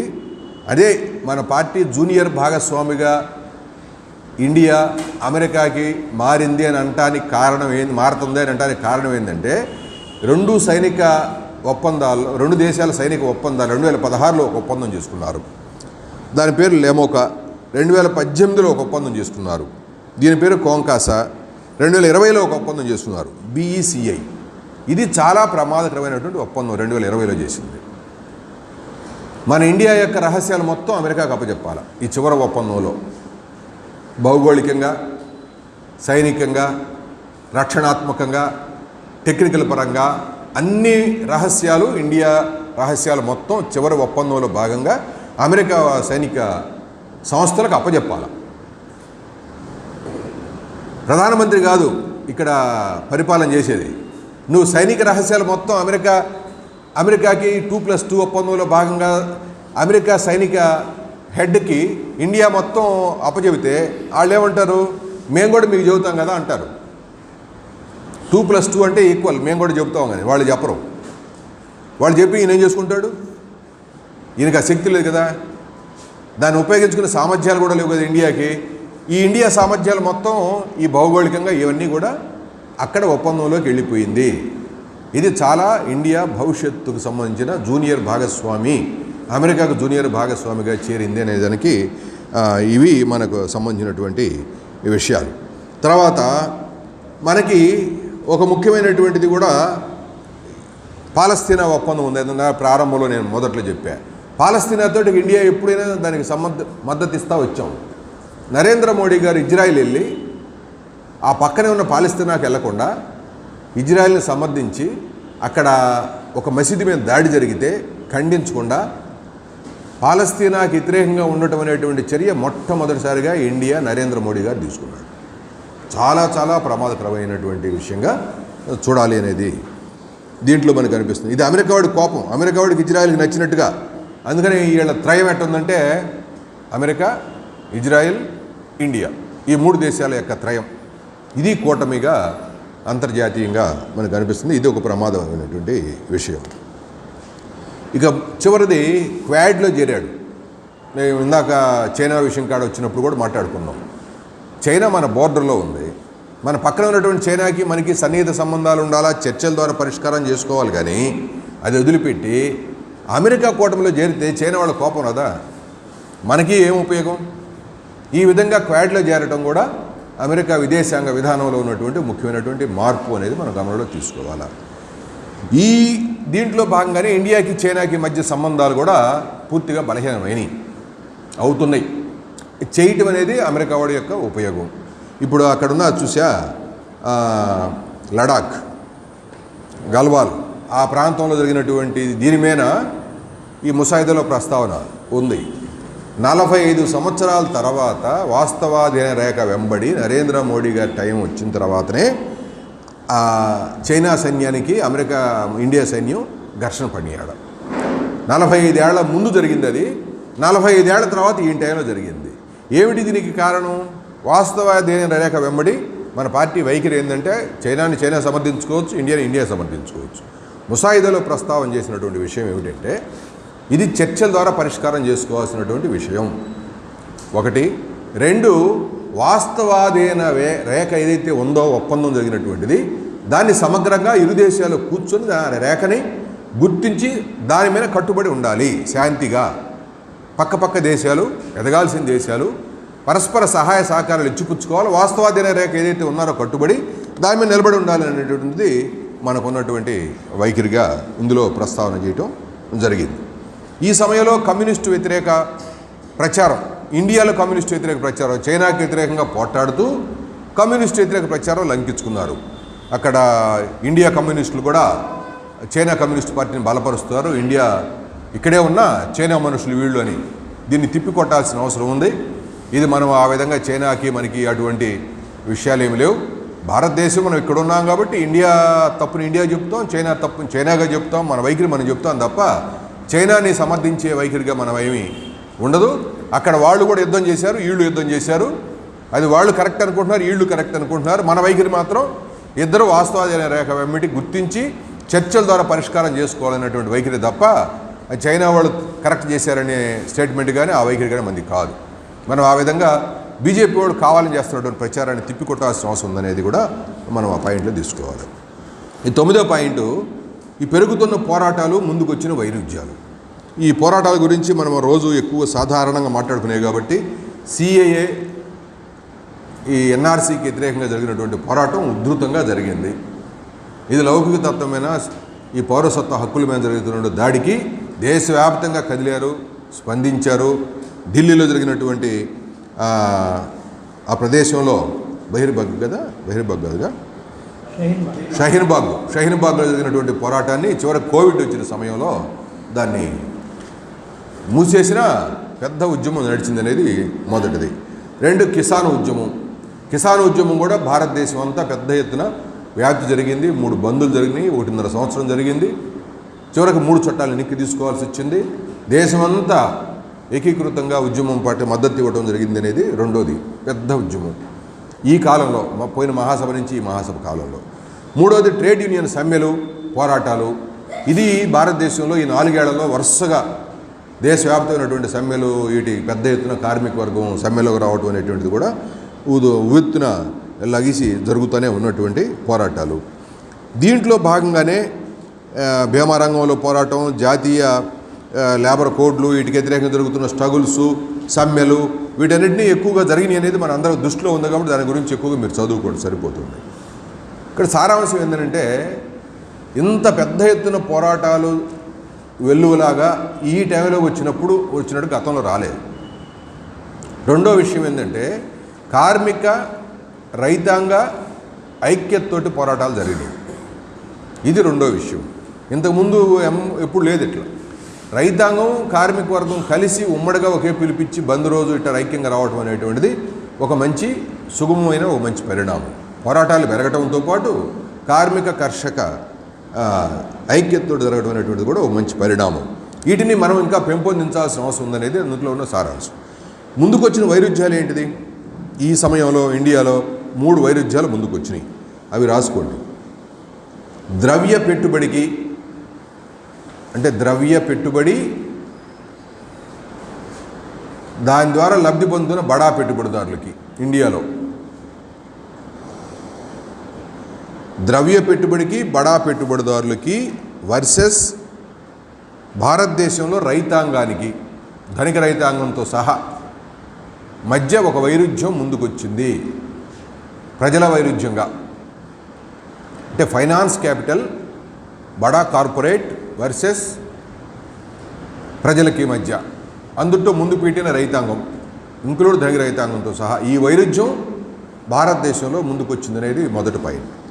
రెండోది, బడా బూర్జువా వర్గానికి, బడా ఏతర బూర్జువా వర్గానికి మధ్య కూడా వైరుధ్యం ముందుకొచ్చింది. బడా బూర్జువా వర్గానికి, బడా ఏతర బూర్జువా వర్గానికి మధ్య కూడా వైరుధ్యం ముందుకొచ్చింది. ఇది ఎట్లా వ్యక్తమైంది అని అంటే, బడా బూర్జువా వర్గం అంటే టాప్ ఉన్నోళ్ళు, చిన్న పారిశ్రామికవేత్తలు మొత్తం ఫిక్కీలు రకరకాల పేరుతోటి సమ్మెలు చేశారు. అందులో బిగ్ బజార్ల కాడించి చాలా పెద్ద పెద్ద సంస్థలు అందరూ కూడా సమ్మెల్లోకి వెళ్ళారు. లారీల అసోసియేషన్లు, పెద్ద పెద్ద వాళ్ళందరూ, చిన్న పరిశ్రమ యజమానులు మొత్తం కూడా ఎన్నో రాయితీలు, ఎన్నో విషయాల కోసం అడగటం, ఏమి ఈగిపోవటం, చిన్న పరిశ్రమలు మొత్తం లేపేసిపోవటం, దివాళా తీయటం, ఈ చిన్న పరిశ్రమ యజమానులు మొత్తం దెబ్బతినిపోవటం. వీళ్ళు గవర్నమెంట్కి వ్యతిరేకంగా కూడా ఒక్కోసారి రైతాంగ ఉద్యమంలో వెన్నుదన్నుగా కూడా కొన్ని సమయాల్లో ఉన్నారు, కార్మిక వర్గ పోరాటాల్లో కూడా ఉన్నారు. ఆ విధంగా బడా ఏతర బూర్జువా వర్గానికి మధ్య తగినటువంటి వైరుధ్యం కూడా చిన్న పరిశ్రమలు దెబ్బతీయటం రూపంలో మనకు కనపడుతుంది, దివాళా తీసే రూపంలో కనపడుతుంది, చిన్న యజమానులు మొత్తం దెబ్బతినే రూపంలో కనపడుతుంది అనేది రెండో పాయింట్.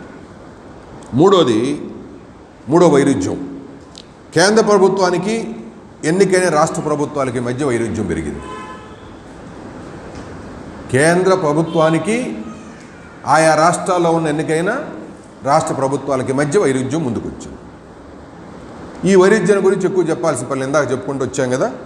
చివరికి అన్ని రాష్ట్రాల ఇంక్లూడ్ బీజేపీకి అనుబంధంగా ఉన్న రాష్ట్ర ప్రభుత్వాలు కూడా రైతాంగ ఉద్యమానికి మద్దతు ఇచ్చినాయి. ఒక్క బీజేపీ ప్రభుత్వాలు తప్ప అన్ని ప్రతిపక్ష బీజేపీ ఏతర ప్రాంతీయ పార్టీలన్నీ కూడా రైతాంగ ఉద్యమానికి మద్దతు ఇచ్చి ఓపెన్గానే, వైఎస్ఆర్ పార్టీ వాళ్ళు చివరికి ఇక్కడ సైలెంట్గానే మద్దతు ఇవ్వాల్సి వచ్చింది. ఇది మనం చూస్తే ఈ వైరుధ్యాలు మనం అర్థం చేసుకోవాల్సినటువంటి పరిస్థితి. వీటి మొత్తం క్రోడీకరిస్తే 3 ముక్కల్లో నివేదికలో ముసాయిదాలో ప్రస్తావన చేసింది ఏంటంటే, బీజేపీ, ఈ 3 ముక్కలు కూడా రాసుకోండి, బీజేపీ హిందుత్వ ఎజెండాని దూకుడుగా అమలు జరుపుతుంది. ఫస్ట్ పాయింట్ ఇది, దూకుడుగా అమలు జరుపుతుంది.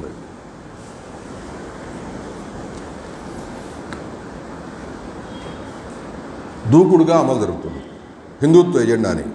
రెండో పాయింట్, ఉదారవాద సంస్కరణల్ని మహోగ్రంగా, అందుట్లో వరడే నేను చెప్తున్నా, మహోగ్రంగా అమలు జరిపింది.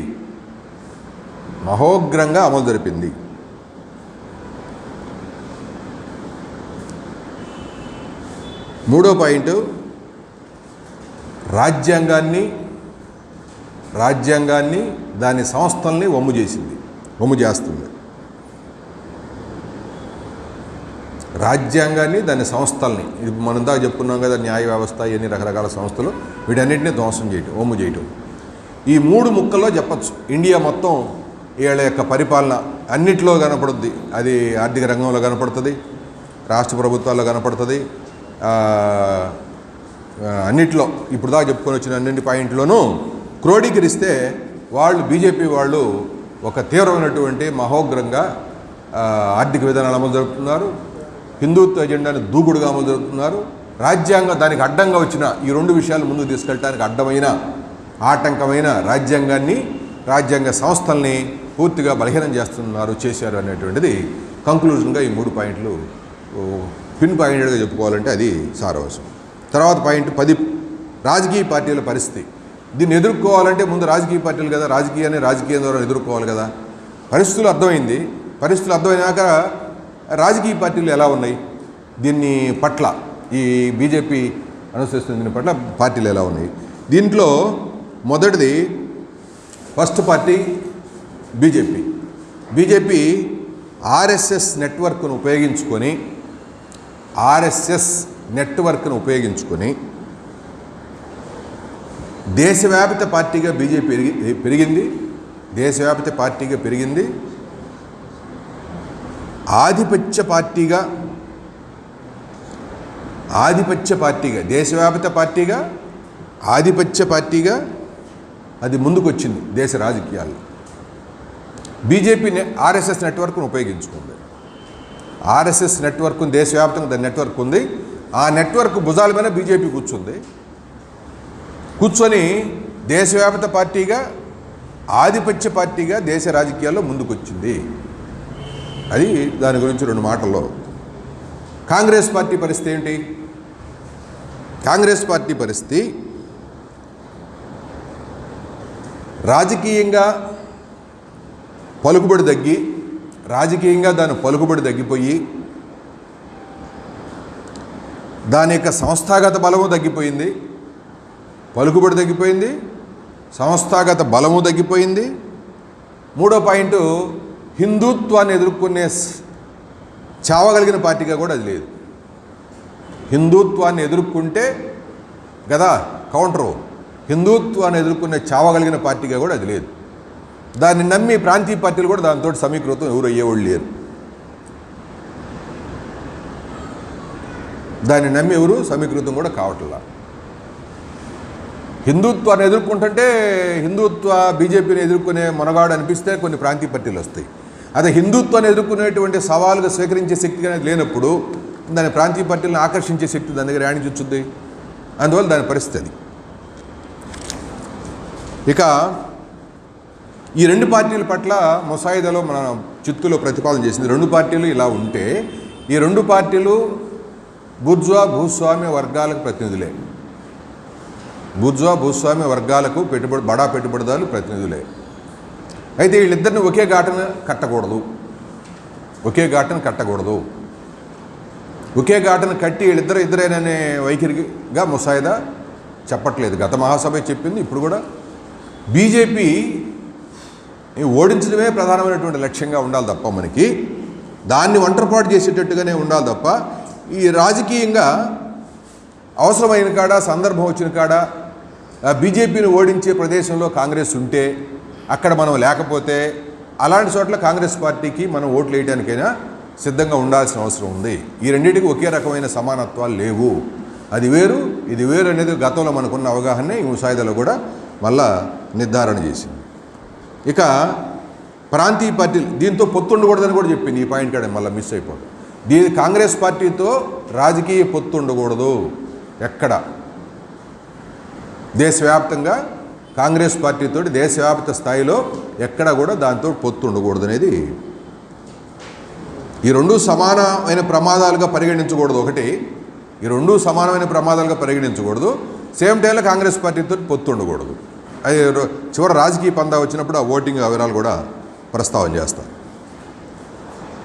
తర్వాత ప్రాంతీయ పార్టీలు. ఈ రెండు జాతీయ పార్టీలు అయిపోయినాక ప్రాంతీయ పార్టీలు. ఈ ప్రాంతీయ పార్టీల పరిస్థితి ఏమిటి అన్నప్పుడు, ఈ ప్రాంతీయ పార్టీలు పుట్టిందే ఒక రకంగా స్థానిక బూర్జువా యొక్క ప్రయోజనాలను సవాల్ చేయడానికి పుట్టినాయి. అంటే స్థానిక రాష్ట్ర పరిధిలో ఉన్న చిన్న బూర్జువాలని ప్రతినిధులుగా ప్రాంతీయ పార్టీలు ఉద్భవించినాయి. ప్రాంతీయ అంటే అదే. అయితే దాని యొక్క నేచర్ని వదులుకుంది క్రమక్రమంగా. ప్రాంతీయ పార్టీలు వాటి యొక్క నేచర్ని, వాటి స్వభావాన్ని వదులుకొని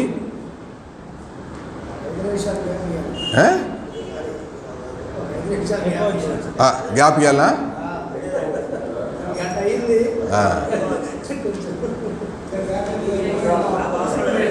నీ ఒక్కడేలే.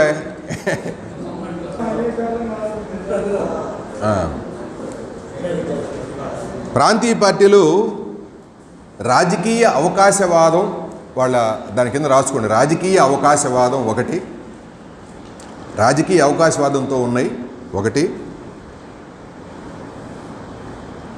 రెండు, తరచుగా రెండో పాయింట్, రాజకీయ అవకాశవాదంగా ఉన్నాయి ప్రాంతీయ పార్టీలు ఒకటి. రెండు, తరచుగా వాళ్ళ రాజకీయ స్థానాలని మార్చుకుంటున్నాయి. వాళ్ళ అవసరం కొద్దీ అటు ఇటు రాజకీయ స్థానాలను మార్చుకుంటున్నాయి. అవసరం కొద్దీ రాజకీయ స్థానం పర్మనెంట్గా ఏమి లేదు ప్రాంతీయ పార్టీకి. ఒక నిబద్ధత, కట్టుబడి ఉండటం అనేది ఏం లేదు. పర్మనెంట్ స్థానం ఏమి లేదు. ఏ స్థానమైనా పర్వాలేదు, అటైనా పర్వాలేదు, ఇటైనా పర్వాలేదు అనే అవకాశవాదంలో భాగంగా. మూడో పాయింట్, ఉదారవాద విధానాలని అన్ని ప్రాంతీయ పార్టీలు అమలు జరుపుతున్నాయి. ఉదారవాద విధానాలని అన్ని ప్రాంతీయ పార్టీలు అమలు జరుపుతున్నాయి.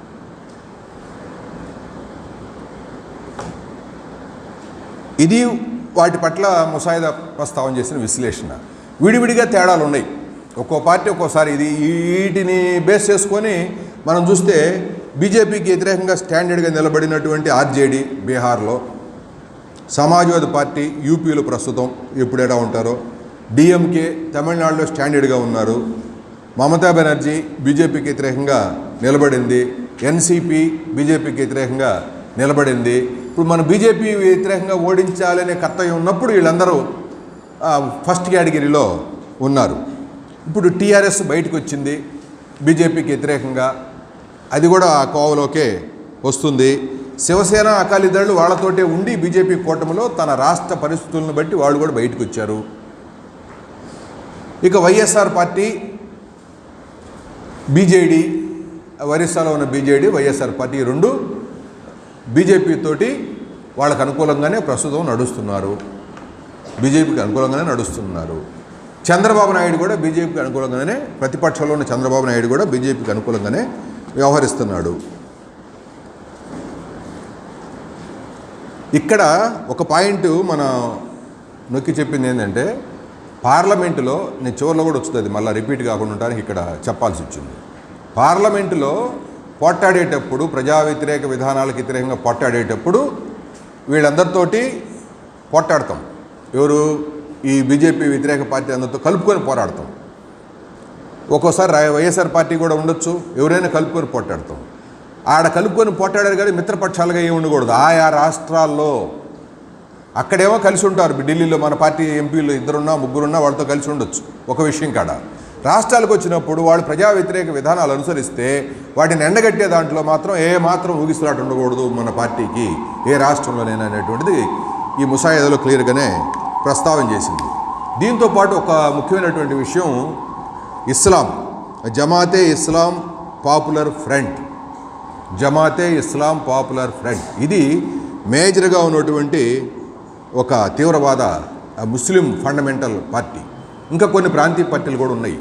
ఈ ముస్లిం పార్టీలు, ముస్లిం ఆధారిత నిర్మాణమైనటువంటి పార్టీలు గుండా బీజేపీకే ఉపయోగం జరుగుతుంది కానీ లౌకిక శక్తులకు ఉపయోగం లేదు, సెక్యులర్ శక్తులకు ఉపయోగం లేదు. ఇప్పుడు బలపడాల్సింది ఎవరు? బీజేపీకి వ్యతిరేకంగా ఛాంపియన్గా ఉండేటువంటి లౌకిక శక్తులు బలపడితే కానీ బీజేపీ బలహీనం కాదు. ఇప్పుడు ఈ ఇస్లాం సంస్థలు బీజేపీకి వ్యతిరేకంగా ఇంకొక దీనితోటి ఏర్పడుతున్నటువంటి భావాలు, వాళ్ళ ఉన్మాదం అంటే వాళ్ళ యొక్క ఉద్రేకపూరితమైనటువంటి ఆ మతప్రధానమైనటువంటి విషయాలన్నీ కూడా సెక్యులర్ ఫ్రంట్కి ఆటంకంగా ఉన్నది. ఇది బీజేపీకి ఉపయోగపడుతుంది అనేటువంటిది కూడా మన ముసాయిదాలో ప్రస్తావన చేసింది. ఇక వామపక్షాల పరిస్థితి ఎలా ఉంది ఈ పార్టీల్లో? వామపక్షాల పరిస్థితి, మన పార్టీ పూర్తిగా గతంతో పోల్చుకుంటే బలహీనపడ్డాము అనేటువంటిది ముసాయిదాలో ప్రస్తావన చేశారు. మన పార్టీ బలహీనపడ్డాం, మన స్వతంత్ర బలం తగ్గింది, రాజకీయ జోక్యం తగ్గింది. బలం తగ్గితే జోక్యం తగ్గుతుందిగా. దేశ రాజకీయాల్లో మనం పునాది ఉంటే కదా మన మాట ఇవ్వడం వినేది. మన జోక్యం బలహీనమైంది ఈ కాలంలో, ఈ సందర్భంలో, ఈ ప్రత్యేక పరిస్థితుల్లో మన ప్రజా పునాది తగ్గినందువల్ల బెంగాలు, కేరళ, ఇతర ప్రాంతాల్లో మన రాజకీయ జోక్యం కూడా పరిమితులు వచ్చినటువంటిది. సిపిఐ పరిస్థితి అంతే, వాళ్ళు బలహీనపడ్డారు.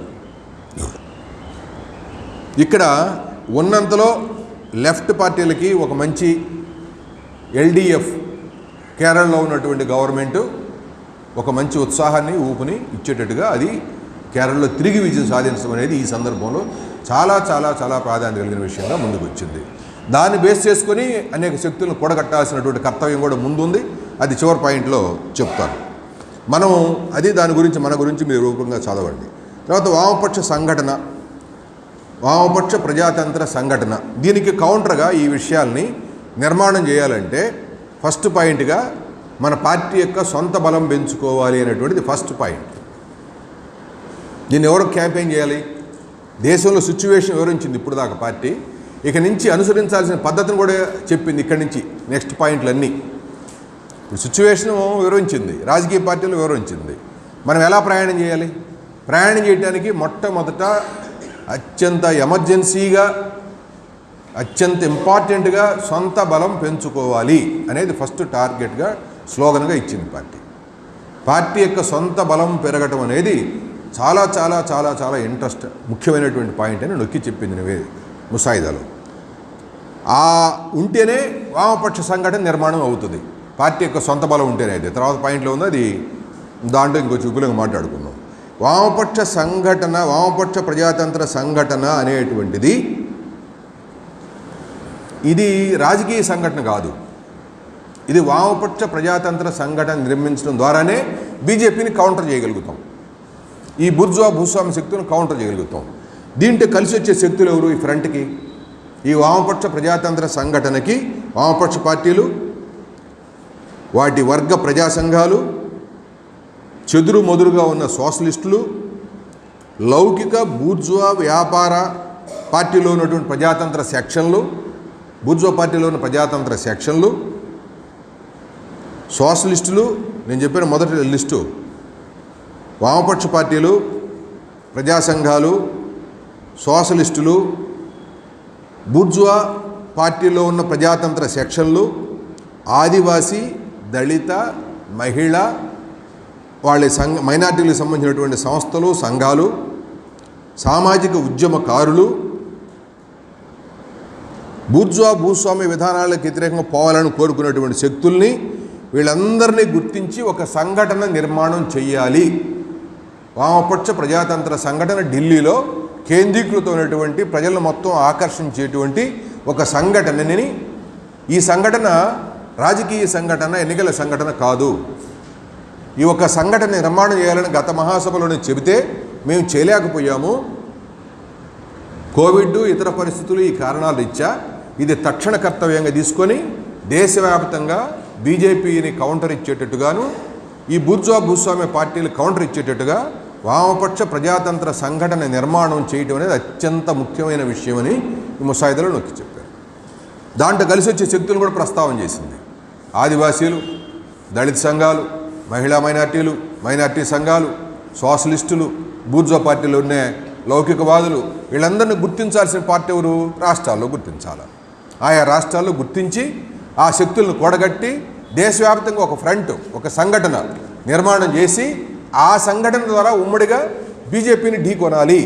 ఇది ప్రోగ్రాం, ముసాయిదాలో ప్రతిపాదన చేసిన ప్రోగ్రాం. అది వామపక్ష ప్రజాతంత్ర సంఘటన అని అంటే బీజేపీని ఢీకొనేటువంటి ఒక సంఘటన ఢిల్లీలో నిర్మించాలి అనేది ఇందులో ఉన్న ప్రతిపాదన. ఈ సంఘటనలో కలిసి వచ్చేవాళ్ళని కలుపుకొని పోవాలి, రాష్ట్రాల్లో ఆ పని చేయాలి. ఈ వామపక్ష ప్రజాతంత్ర సంఘటనకి ఒక కార్యక్రమాన్ని 13 పాయింట్లుగా ఈ నివేదికలో ప్రస్తావన చేశాడు. 13 పాయింట్లు మీరు రాసుకోవాల్సిన పనిలే, చదువుకోండి. అందులో ఆర్థిక విషయం, రాజ్యాంగం, ప్రజాతంత్ర హక్కులు, పౌర హక్కులు, ఫెడరలిజం, కార్మిక వర్గం, రైతాంగం, సామాజిక న్యాయం, సంక్షేమం, ఉపాధి, విద్య, ఆరోగ్యం, సంస్కృతి, వాతావరణం, విదేశాంగ విధానం అన్నీ మేము గనక ఈ వామపక్ష ప్రజాతంత్ర సంఘటన వస్తే మా ప్రోగ్రాం ఇదని క్లుప్తంగా 13 పాయింట్లు చెప్పింది. దేశం ముందు 13 పాయింట్లు ఉంచేసింది. ఈ 13 పాయింట్లో దేశం మొత్తాన్ని ముందుకు నడిపించగలిగిన, ముందుకు తీసుకెళ్ళగలిగినటువంటి ప్రోగ్రామ్ని ఈ 13 పాయింట్లో వివరించి చెప్పేసి క్లుప్తంగా సారాంశం. దీన్ని ఎవరు ముందుకు తీసుకెళ్తారు? ఇదిగే వామపక్ష ప్రజాతంత్ర సంఘటన. దాన్ని కలిసి వచ్చేవాళ్ళు ఎవరు?